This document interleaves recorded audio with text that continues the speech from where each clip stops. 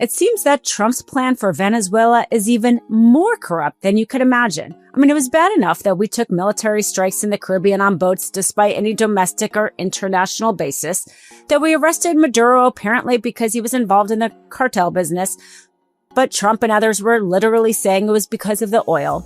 Well, now it turns out that oil that Trump says that we will control indefinitely, well, he plans on putting it into an offshore bank account, making it untouchable, untraceable, and unaccountable by the American people. He put out an executive order saying that that money cannot be touched by any creditors of Venezuela.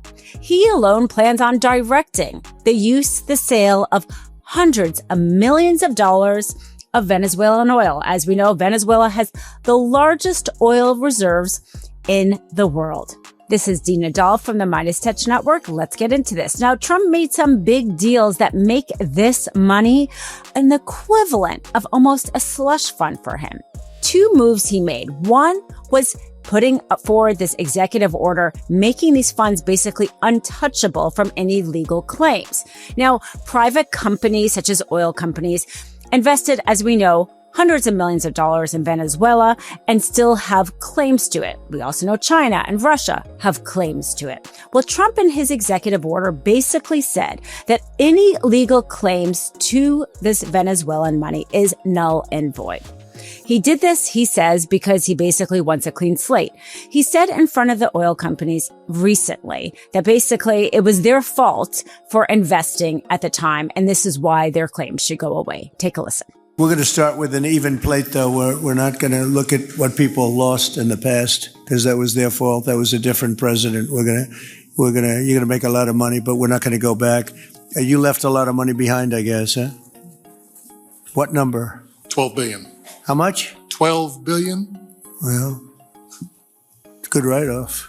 It's already been written off. It's been written.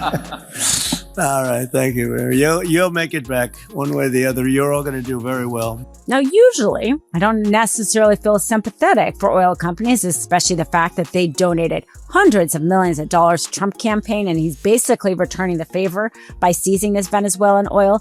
But the problem with shielding this money from any legitimate creditor claims in United States court system is that Trump himself can decide which oil company he wants to give the money to.